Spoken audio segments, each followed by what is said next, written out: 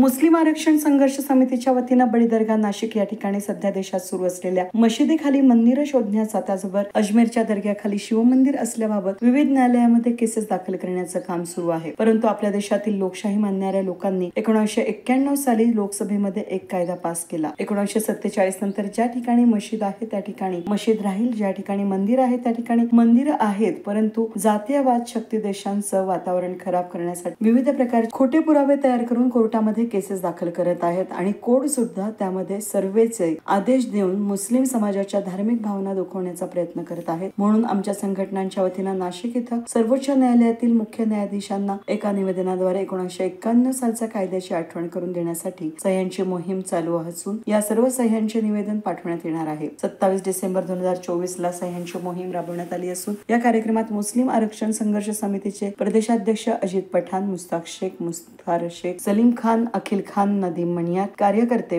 उपस्थित होते। हे निवेदन सर्वोच्च न्यायालयाचे मुख्य न्यायाधीश यांना पाठवण्यात येणार आहे। आज आपल्या भारत देशामध्ये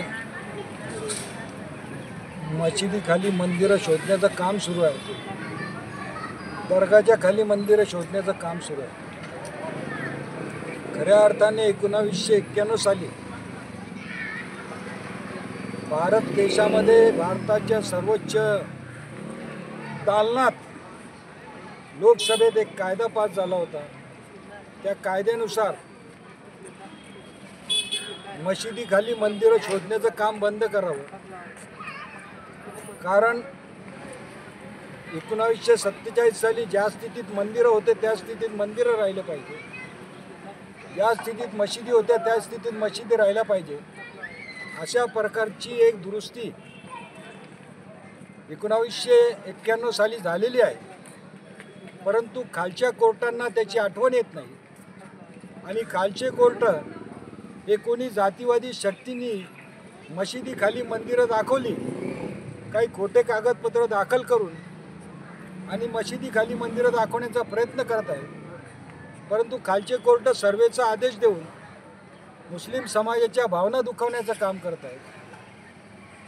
भारतातीलच नव्हे तर जगातील सर्वोच्च श्रद्धेचं स्थान असलेलं आहे अजमेरच्या ख्वाजा गरीबुल नवाज यांच्या दर्ग्याखाली सुद्धा शिवमंदिर असल्याचं एका जातीवाद्याने तेथील कोर्टामध्ये दावा दाखल केला आणि त्याचा सर्वेचा आदेश त्या खालच्या कोर्टाने दिला। सर्वोच्च न्यायालयाने सध्या 1 महिन्याचा त्याला स्टे दिलेला आहे, परंतु मुस्लिम समाजामध्ये एक भीतीचं आणि दहशतीचं वातावरण निर्माण झालेलं आहे। याला कुठेतरी शांत करण्यासाठी सुप्रीम कोर्टाने 1991 साली झालेल्या कायद्याची आठवण करून देण्यासाठी मुस्लिम समाज व मुस्लिम आरक्षण संघर्ष समितीतर्फे सह्यांची मोहीम आज आम्ही सुरू केलेली आहे।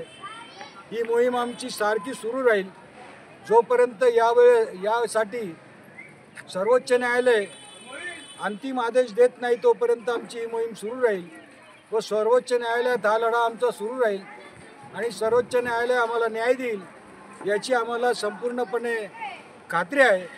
आजच्या या आंदोलनामध्ये आमचे शहर अध्यक्ष मुस्ताक शेख, मुख्तार शेख, सलीम खान आणि अन्य सर्व कार्यकर्त्यांनी विशेष परिश्रम घेतले आणि कमीत कमी 5 ते 6 हजार सह्या आज आम्ही नाशिक शहरामधून जमा केलेल्या आहेत आणि या सर्व सह्यांचं निवेदन आम्ही सर्वोच्च न्यायालयाच्या मुख्य न्यायाधीशांना पाठवत आहोत आणि त्यांना विनंती करत आहोत का 1991 साली झालेला कायदा हा अंमलात आणावा, अशी आमची प्रमुख मागणी आहे। News today Nashik.